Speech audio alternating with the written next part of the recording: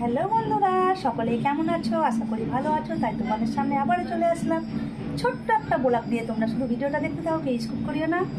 প্রত্যেকের শুভ দুপুর। আর শুভ দুপুরে আজকে কী রান্না করেছি তাই তোমাদের সামনে আমি তুলে ধরতে চাই।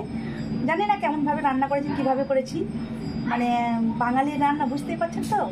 মানে বাঙালিরা যেভাবে রান্না করে সেভাবেই রান্না করি। তোমরা শুধু ভিডিওটা দেখতে পাবে। আর রান্নাটা এই কারণেই হয়েছে, আজকে আমার বোনের হচ্ছে বিবাহবার্ষিকী উপলক্ষে আমি একটুখানি রান্না করি, ছোট্ট রান্না করেছি।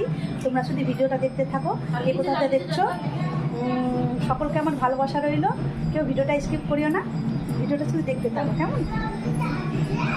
বাঙালি রান্না বুঝতেই পারছেন, তোমাদের না দেখালে কী করে হবে বলো। তোমাদেরকে দেখাই, তাহলে আমারও ভালো লাগবে।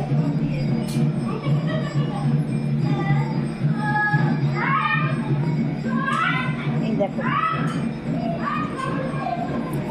এখানে হয়েছে এই যে হাঁড়ি ভর্তি সাদা ভাত, এখানে করেছি বাসন্তী পোলাও, এটা হচ্ছে চিকেন, মানে কি বলবো বাংলা কথা, মুরগির মাংস।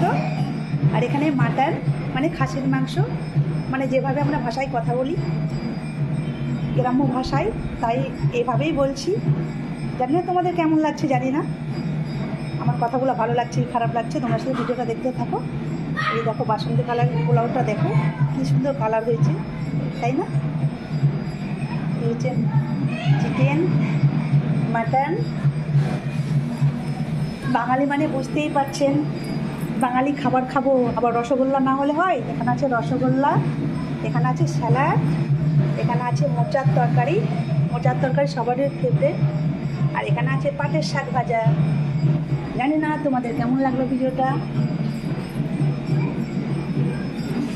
এই দেখো, এই হচ্ছে আমাদের বাড়ি, ছোট্টখাট্টো বাড়ি খুব একটা আমাদের ভালো না,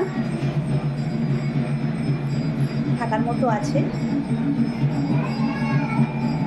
এটা আমাদের বাড়ি, আমরা কিছুই করতে পারিনি গো। পাঁচটা বোন, বুঝতেই পারছো, 5 বোনের বিয়ে দিতে দিতে সব শেষ হয়ে গেছে, তাই না? এটা হচ্ছে আমার রুম, আমি এই রুমে থাকি।